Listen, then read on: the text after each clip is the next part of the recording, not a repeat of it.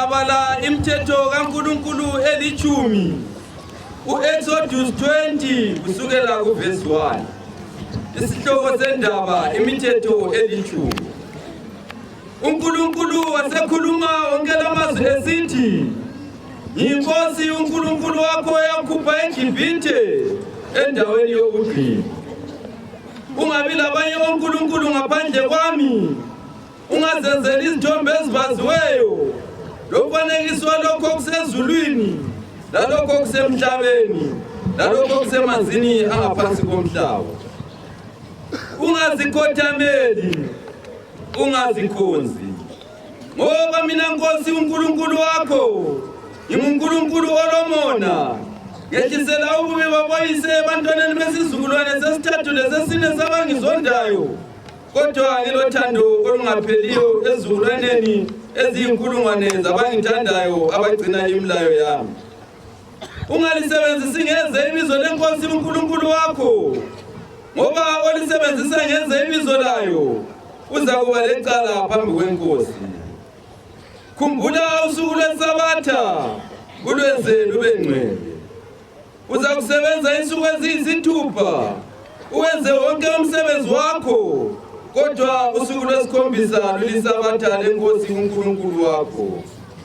Ungasebenzi ngalo wena, lendodana yakho, lendodakazi yakho, lenceku yakho, lencekukazi yakho, lenkomo zakho, lowemzini osemzini wakho. Ngoba ngensuku eziyisithupha iNkosi yenza izulu lomhlaba, lolwandle, lakho konke okukukho. Yaphumula ngosuku lwesikhombisa, ngalokho iNkosi yalubusisa usuku lwesikhombisa yalwenza lwaba ngcwele.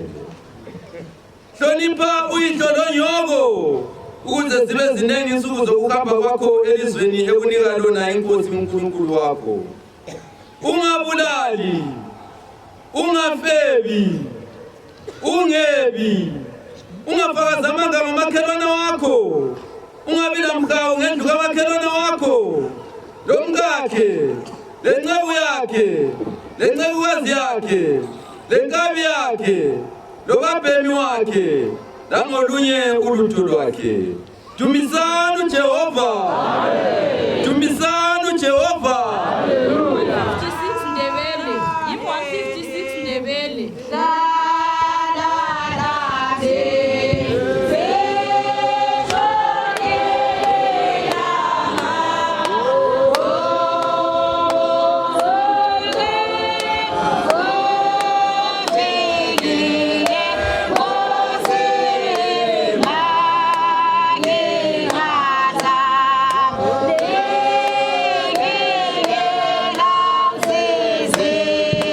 Wena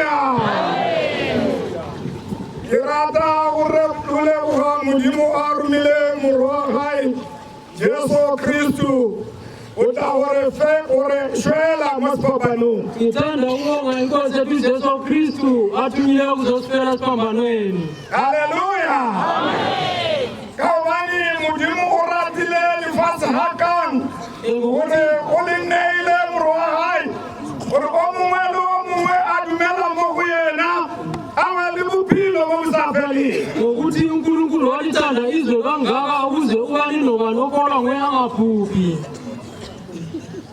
Rona baapostoli ba Afrika, thina abapostoli ba-Afrika, modimo o re kwetse mogau uNkulunkulu sizwele usizi ka gobane ga roma St. Paul masha wa Afrika ukuthi maethu maponi mazwe wa-Afrika o bone matshwenyego a na re na le ona, ubone inhlupheko besinazo, o bone gore bana ba Afrika ubone ukuthi abantwana base-Afrika na ba phela lefifing nabaphila emnyameni ata a tlisa leseding la gae waletha ukukhanya kwakhe gore bana ba Afrika ba le bone lesedi. ukuthi abantwana base-Afrika bekubone ukukhanya. That's why I bless the Paul Masha Africa. yikho ekhulume ukubona mazwe wa-Afrika And I'll bless the nation through you, Paul. wathi ngizobusisa isizwe ngawe Pawulo. So today, ngakho namhlanje blesswa. siyabusiswa Kawurunga hamtanga wa mjimu Paul Masha ngokuthi Africa. uNkulunkulu anesipho mazwe wa-Afrika Kunyenge ori rikwe milawu ya mjimu. ufuna ukuthi sizwe imithetho kaNkulunkulu Bali wangu litsatsi. efundwa imihla ngemihla. There is no equal. Mambo Jesu. Raitira. siyenze Remember naba mjimu kaspi. sibe ngabantwana bakaNkulunkulu impela, Rizamaye molifasing le. sihamba emhlabeni lona Rina lilisiti le. sibe nokukhanya kwampela.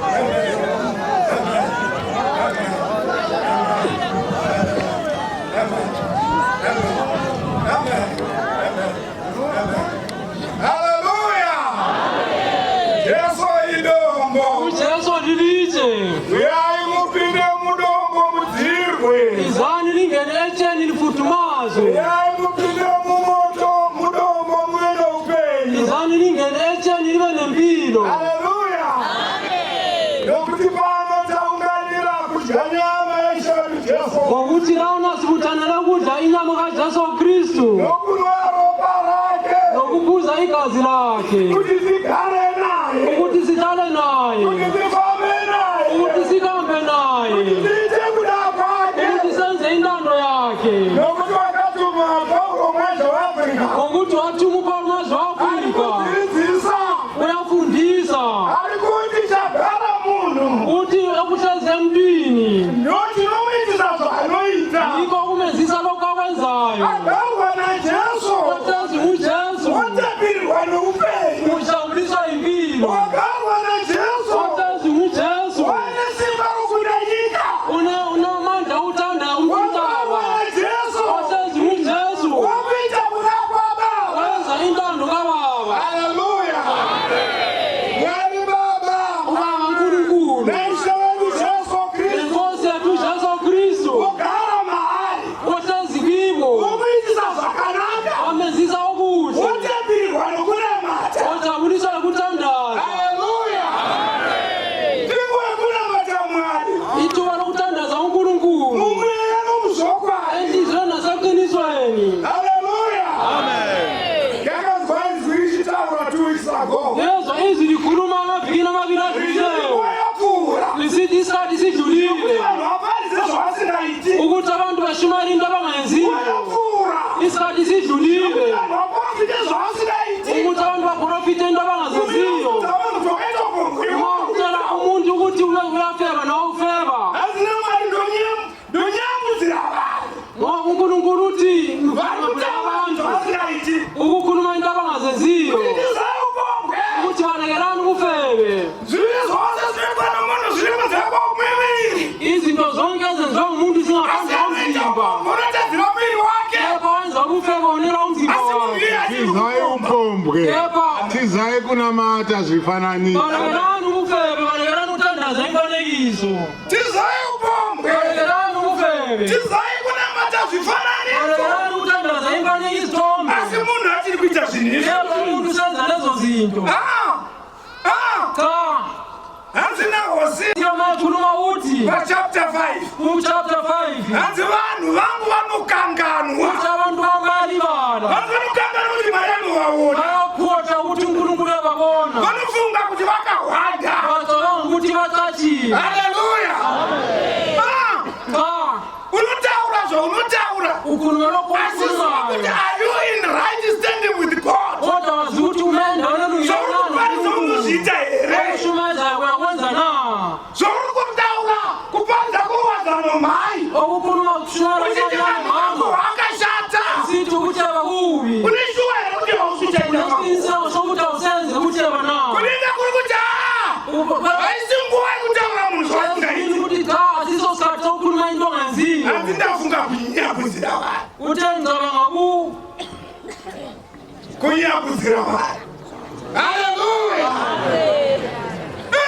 Nokuti we must be true people. ngokuthi kumele sibe ngabantu beqiniso. Tinofanira kuva vanhu vechokwadi. Kumele sibe ngabantu beqiniso. Nokuti Paulo mazvofika vatinotevera uku. Ngokuthi varimazvaAfrika umuntu weqiniso. Vanotaura zvanoita. Ukhuluma lokho akwenzayo. Vanotamura unorudo. Wenza uthando neqiniso. Haleluya.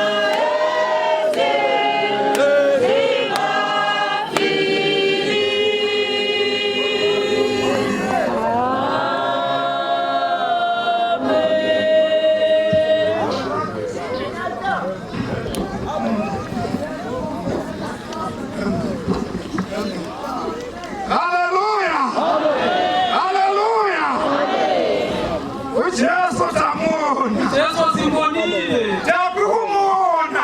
Siyambona. Anoonekwa mumabasa abantu. Uyabonakala emsebenzini yabantu. Kunoonekwa kana vanhu vachigamuchire shoko vachiriita. Uyabonakala abantu besamukela izwi. Ndichinzwa mumwe auya kunzasa uku. Nijabulile ngonzisi ngono miye Bishop Evangelia makapanisa pagwa. Esiti Bishop Evangelia ishimela. Makatibatsira ini kunyanya. Yangisiza mina kakhulu. Andini muri yangu teibura bachiti putse. Wati mina na family yangu. Andisho kurejo pamakati. Kana mchiti putseke. Wati mina putseke. Imbraile. Inja na. Hallelujah. Andini kamuda uti mwana wangu putseke ndokudati. Uti mana zaba kutemka. Kandaka furahi mkakai. Ese zaba kuti nizele inja. Hallelujah. Isoko ngari bazire bati. Izwi nani malisiza abantu. Soko ngari bazire bati. Izwi malisiza abantu. Marize ngari pano mangwanani. Ishimela wabila bekseni. Yakapera.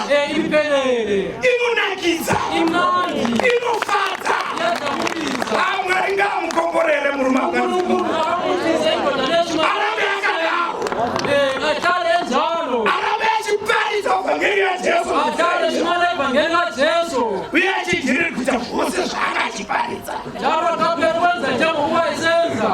Hallelujah. This was no battle. Mobuti ikola pesa. Jamu ngaparidza Evangelia varizara na Abantu mabenza Evangelia waishwa waipila. Haikona kuerenga Bible kuti uparidzire vanhu. Hapo nufunda. Zvausingaitiwe. Abantu into ngaenziyo.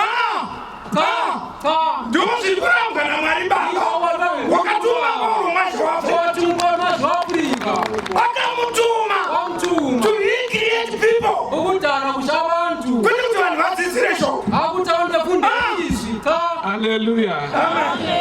Wakuda kwatakwenda manje. Nyabona lapesa siyakona manje. Saka kuparidza kuti akatumirwe Paulo mwacho weAfrica. Kwende mungoita malauspeaker Paulo akatumwa. Amen. Akatumirwe. Ndokwakwendwa kumabasa. Amen. Kumabasa. Akatumwa kushandura upenyu hwevanhu. Watumira ukukura msebenzi yako impilo zabantu. Amen. Hana motumwa kuti zvipere zvakadaro. Atumwa kuzorodza vanodini? Adzauya kushandura chii? Neshoko kana anotidzidzisa neraakatidzidzisa. Shoko rakauya nemurume akabva kui? Rumba. Rakadzidziswa mudenga rechingani? Rechitatu. Kuti vanhu vashandurwe neshoko. Ndosaka akatumwa. Hana kungotumwa kuti tiri Paulo watumwa. Akatumirwei kuchinja vanhu. Zvawaita kare zveuhedheni zvibve zvishanduka.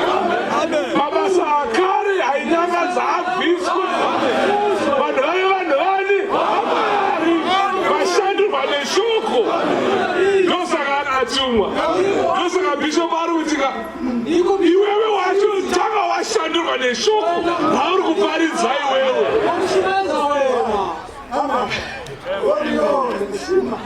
Aiwa, that's good now. Takwenda kumongo. Takwenda kudya nyama ine mabhonzo. Hallelujah. Kwete mukaka. Paulo watumwa. Wai atumwa. Wauya kuzoshandura nyika. Ndozvaatumirwa. Neshoko raanotidzidza nerakatidzidzisa. Rinobvisa munhu pakaipa. Richibvisa pakanaka. Rinobvisa munhu murufu. Richibvisa paupenyu. Haleluya. Rinobvisa uroi. Richibvisa kunyange nyamukuta. Rinobvisa upombwe munhu. Haleluya. Rinobvisa umondi. Rinobvisa umbavha. Haleluya. Kubvisa zvikara pavanhu. Kuti vanhu vave vanhu vani vaMwari. Vanhu vakavimbika, vanhu vakatendeka. Ndozvikutaurwa naBishop. That's good now. Tabva pamwe Paulo wakatumwa. It does not matter. What matters is kuti Paulo watumwa kushandura nyika.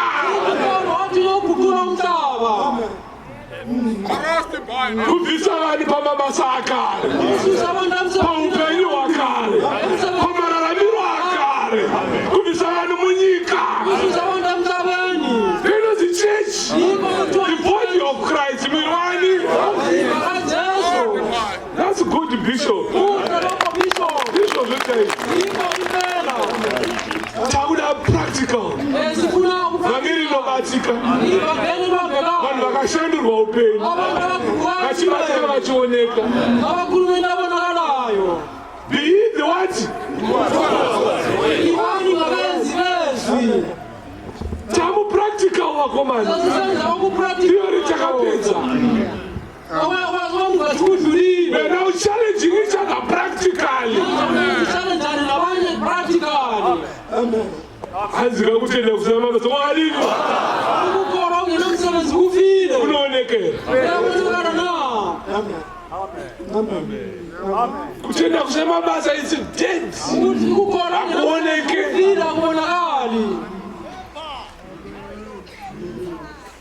That's good, Bishop. Let's challenge each other to be practical Christians. Christians are practical. Those are answers.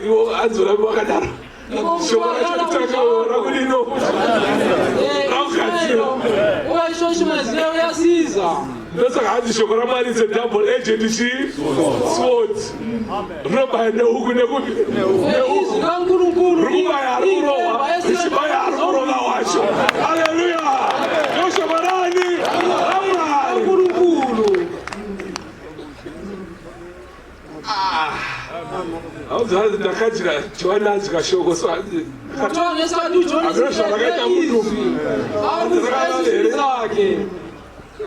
Rakatabira murombo dikavalisa mulungu. Abamnandi kumnyanga. Hallelujah. Shokorani. Izinkulunkulu. Sure, so much more upon life Africa. It should be about Akatumire. Then we know how to pin the manji. Tamu syllabus. Don't you know to choose out Akadini?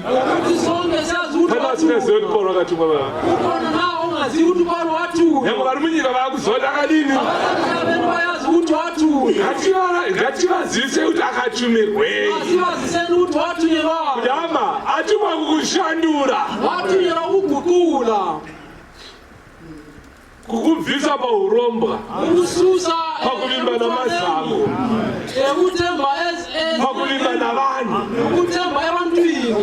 pakufamba nani naJesu. Ani Jesu ilombo nari.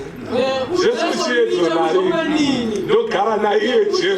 Zvadi wakugara nedombo, wakugara neupenyu. Ani ndofamba naye, wakufamba nedombo, wakufamba naupenyu. Zvadi wadombo, wachi, waupenyu. Amen. Mwari wakanaka. Unkulunkulu wasithanda. Awa ngatigadzirwe nayo tigadzire Bishop. Masilungise Bishop.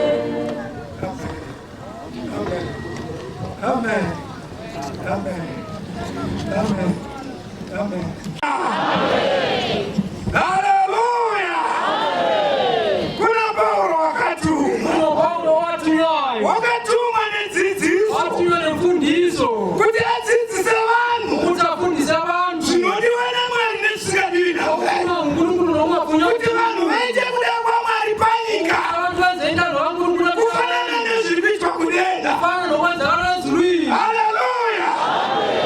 Nokuti tikakuziva kuti Paulo wakatumwa, Ukuthi singazikhuphela ukuthi Paulo tisingaiti zvakatumirwa. ziloka kutinyevayo. Biriyama inobuda.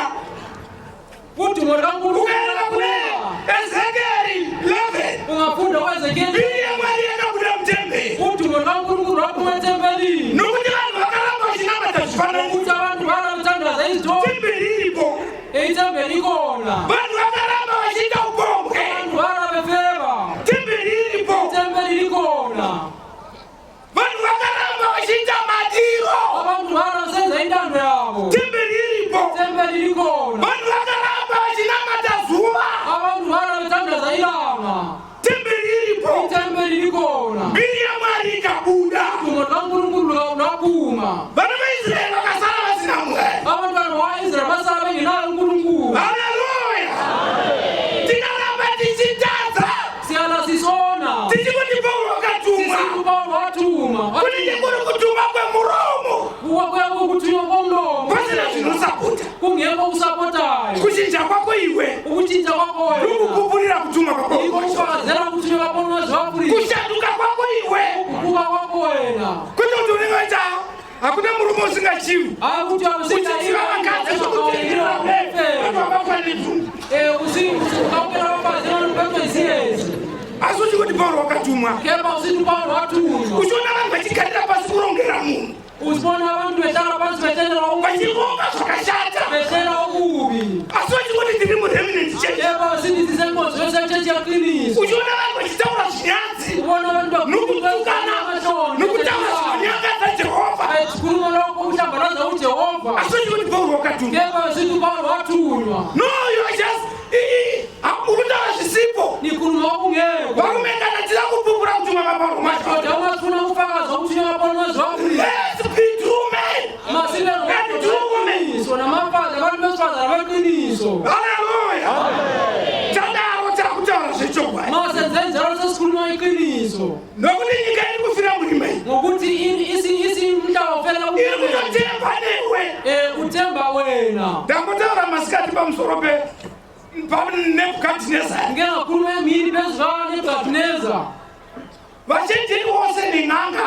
Abahlakaniphose bonke nezinyama. Nebukadhinezari uNebukadineza wakangati ungavafe ava. wathi abantu laba mababulala. Nokuti wakoniwa kududzira hope dzangu. Ukuthi bethulekile Nokutaura zvandarota. nokukhuluma lokho engikukuphileyo. Asi vana Dhanieri vanhu vana Mwari. Kepha oDanyeli abantu Vakaponesa vanhu. basindisa abantu. Nokuti vakaenda pamberi paMwari. Ukuthi bahamba phambi Vakati iwe Jehovha ndokunozwa zvakawanza. bathona uNkulunkulu ngowazi imfihlakalo. Timudzire Sichazele kuti mambo wakutiko. ukuthi inkosi le ikupheli na. Uye zvinorevei. Njalo uchazani. Vanhu vanenge kufa. Abantu laba bengafi. Haleluya. Nyika iri kufira mudima. Umhlaba ufela bunyameni. Asi umona apostoli waJesu msangano waapostoli. Kepha ubona umpostoli kaJesu wangena Achiva advise kuti munhu havadi kungofambawo. esithi umuntu angena kahle nje. Vadi kungofambawo. Ukamba nje Iwe. wena. Tiri kutaura mashoko iwawo. Wokhuluma lawo magama na. Saka kutuma kwaPaulo mashofera kuripo. naye achiri kufambawo. Yes. Maybe nayo A sakamba blind leading other people, Yes. making others blind. Yes. isipofu esipokenela abanye abantu senza abanye abantu babe isipofu. vari kutungamirira vanoenda mui Muripo. Isipofu sinakukelwa isipofu. Abantu baya ebunyameni. Haleluya. Tarisiro yaPaulo mashofera. Pakubvariza kwaakaita uku. Ishumayeli ayenzayo Kuti vanhu vose vashanduka. ukuthi abantu bonke baguquke laba. Vave vanakomana nevanasikana Baba vanga. namadodana namadodakazi kaNkulunkulu. Vanoteerera shoko vachiriita. Abalalela izwi lenezwi. Vanofamba sezvinoreva shoko ravo. Bahamba ngentando kaNkulunkulu. Tadauro tashanduika. Masingenza njalo sesiguqule umhlaba. Vachikuona. Makubona Vanoti hoyu nomunhu waMwari. athi nawo umuntu kaNkulunkulu. Akagamuchira shoko raMwari. Wamukela izwi likaNkulunkulu. Akaita sezvinoreva shoko Wenza raMwari. okanye kuthandwa izwi likaNkulunkulu. Haleluya. Nokuti kuparidza kwamuromo. litmus test ndeyekuti wakona sewosangana nemunhu nevanhu panozoziva kuti mupostori uri mupostori nhaye ukuthi mabehlangana nomuntu bethi ngumpostori na ndafoira litmus test. Yes. Shout there's an image inenge chiportrewa kumu risiri yeupostoli nokuthi kune image ayibonakala ingasiyo yompostori. No litmus test. No litmus test. Pavanoziva kuti uri mupostori vachikanuka uma besazi ukuthi ngumpostori bekavera bethi handisati ndava mupostori kuti angisangabi kana uri mupostori. mupostori unofanira kuti zvingozivikanwa Ngokuthi uma ngumpostori kumele ukuthi kubonakale mupostori ukuthi lo ngumpostori. Vapostora ngatifambe. Haleluya. Yebo. Nokuthi tiritsamba yenu iri kwananga di. Ukuthi sincwadi. Nalo manya.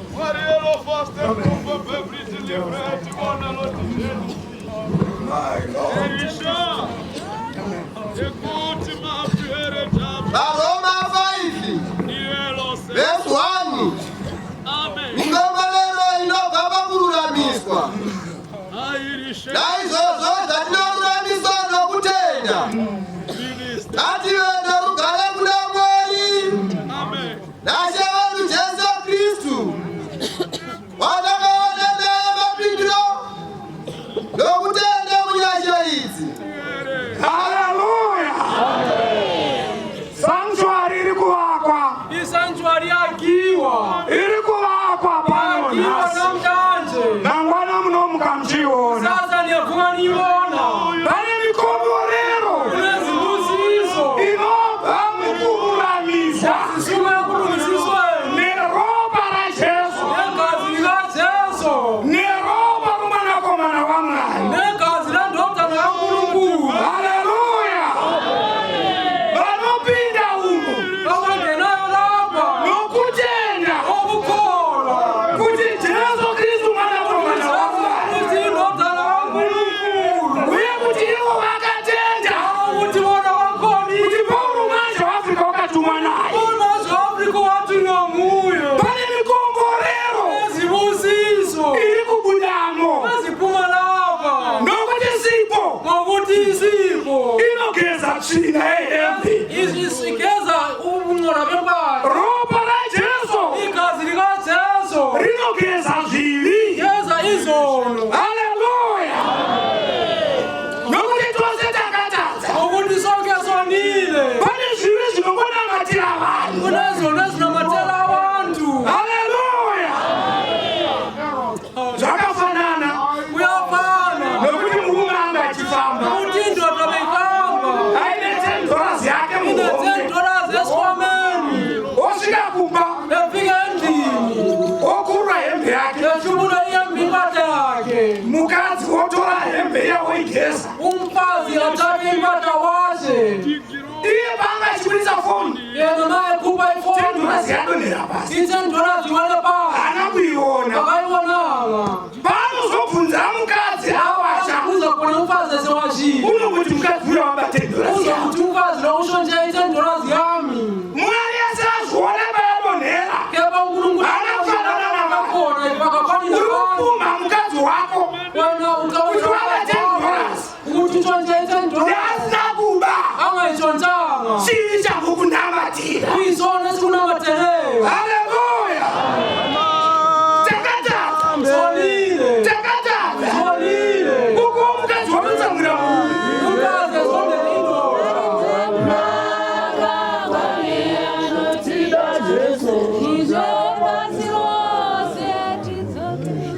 Haleluya.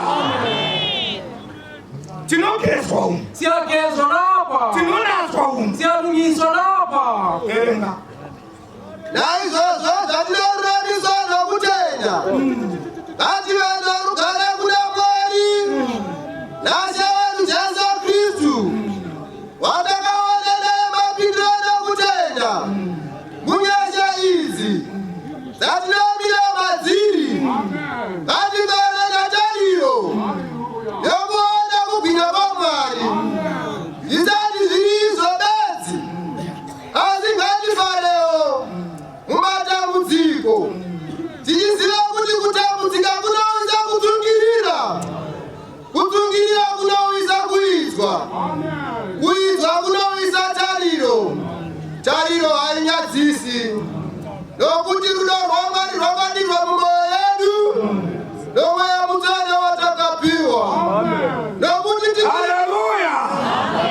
Nokuti rudo rwaMwari Ngokuthi uthando lwaNkulunkulu rwakadirwa mumwoyo medu. athelwa enhliziyweni zethu. Anomwiswa. Akumelanga kuphela. Rwaita zvokudini? Lwathelwa. Zvokudirwa Lwathelwa. mumwoyo medu. Enhliziyweni zethu. Kuti tariro yedu irege kupera. Ukuthi ithemba lethu lingapheli. Kuti kutsungirira kwedu kurege kupera.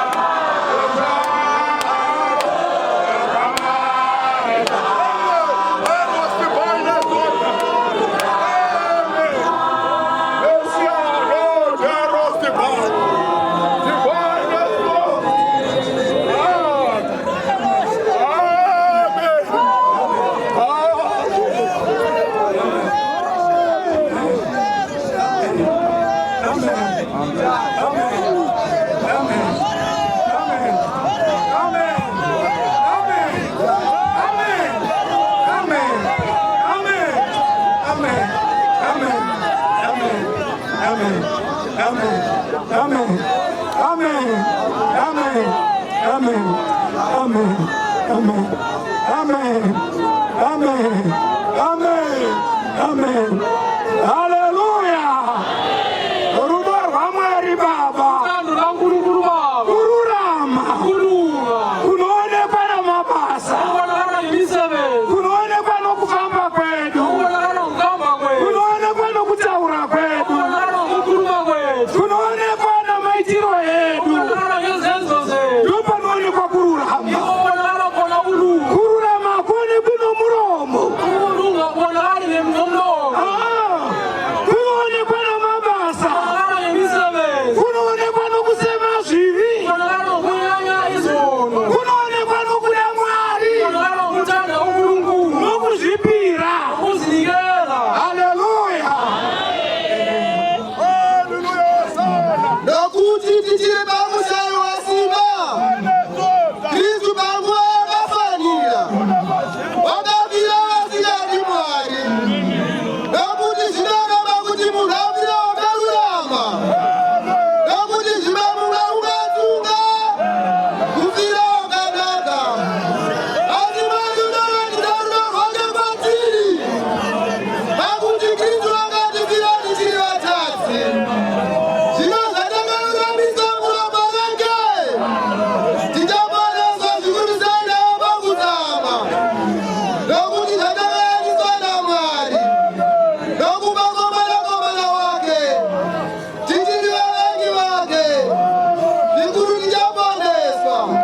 Kana tayaniswa noupenyu hwake. Hallelujah. Hallelujah. Muprista Yesu.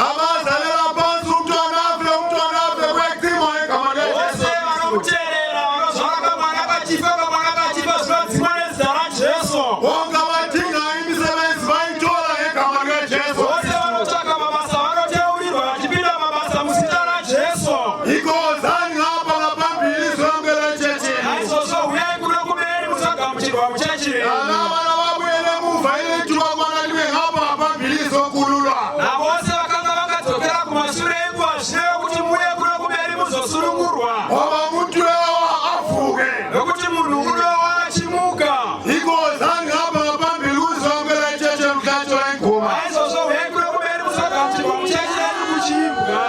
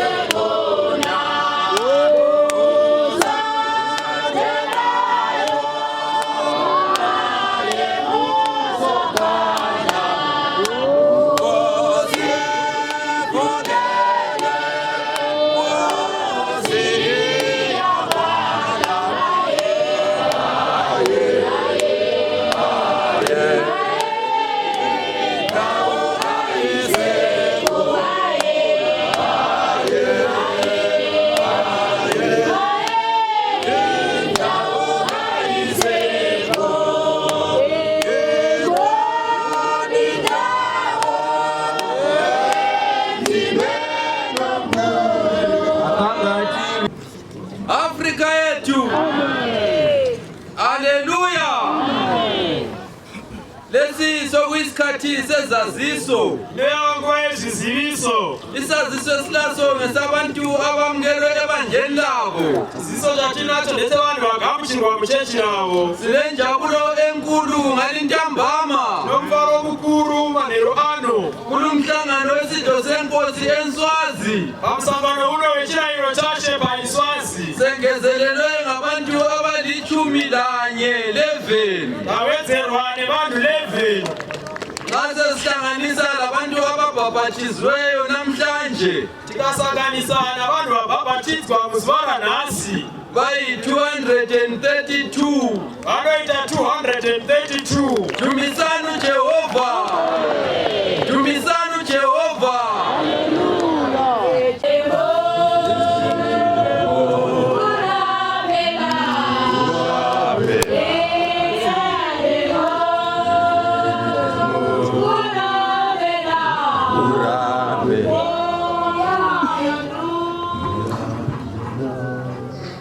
Afrika yedu.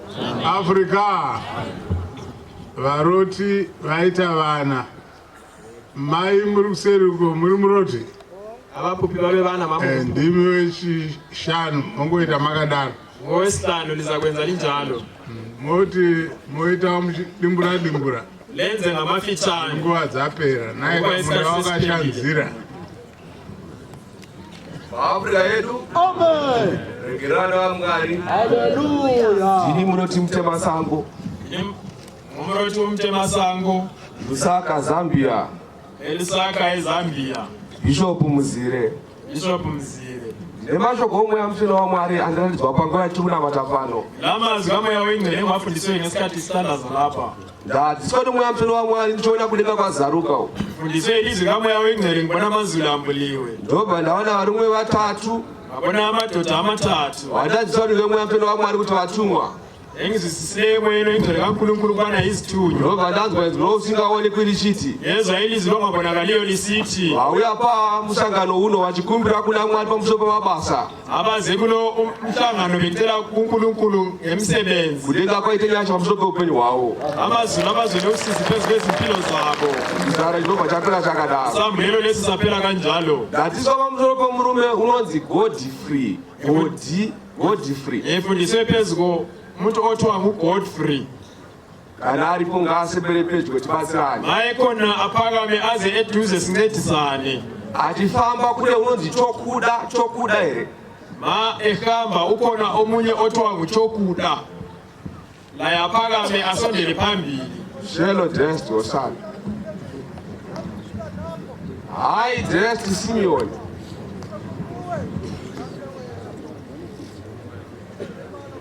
Unonzi chokuda newo kupedzisira unonzi Muhlanga. lothiwa ngumhlanga Dzakro jina Osana.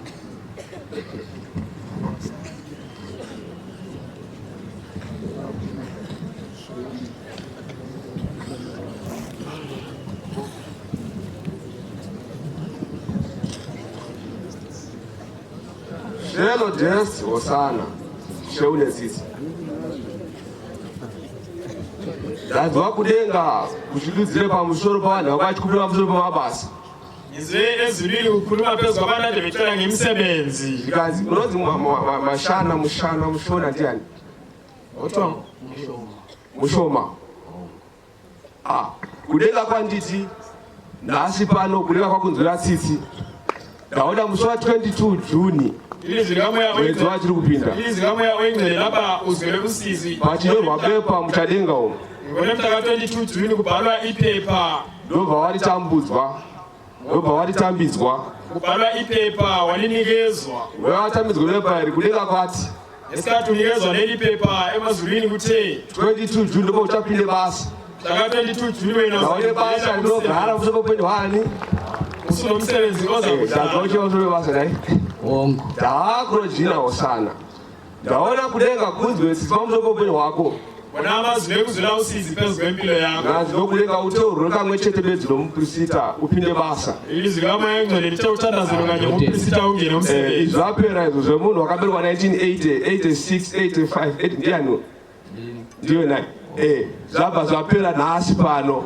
Dzakro jina Osana kudenga. Zvobva zvapera nhasi pano. Kangoteurwa nomuprista zvatoita 22 Juni notenda pachechi. Gara zvako pasi. mhlaka 22 Juni uza kubonga ebandleni Pane murume unonzi Muhlanga. le ndoda ethiwa ngumhlanga Unonzi Muhlanga. le ndoda ethiwa ngumhlanga Yone munhu unamaklashi ndiani? Chokuda ndiani? Ndiwe Muhlanga. Ko Muhlanga ndiwe shamwari yachokuda. Uya ndima ndoda wamwese akwetemi.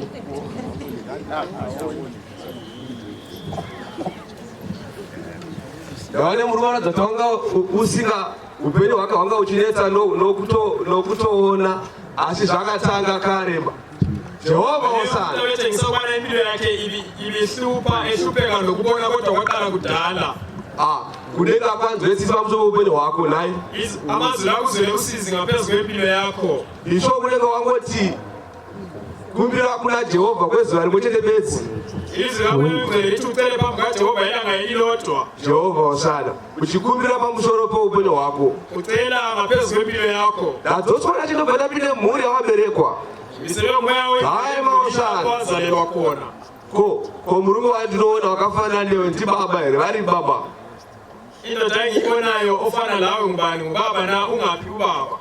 baba wachola baba akashayika. ndaone murume wangu wakafanana newe chaizvo, wanga wakafanana newe zvikati hana shonenga izvo zvose zvehonoziva hatichina basa. Wakatinda kunani? kuna Mwari. Wajua watisina Jehovah nasi pa musangano uno. Ko ishamwari yako ndiye chokuda. Ndiyo chokuda. Chokuda ndo shamwari yako. Aripi chokuda. None murume ngone ma clash ngani chokuda na buslanga vari kushema pamberi pa Jehovah. Kulega kwaburusenya chamusope enyi munhu waviri kulega mandiso zvakadaro kudo kutsika nomweya muteno waMwari panguva yatikunamata kudzai Jehovha. Notenda nekubatsirwa.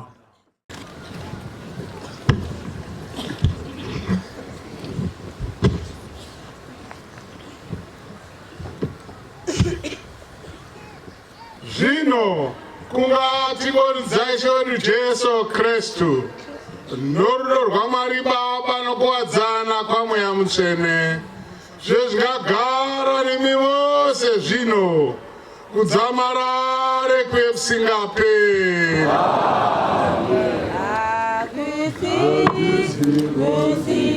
Amen.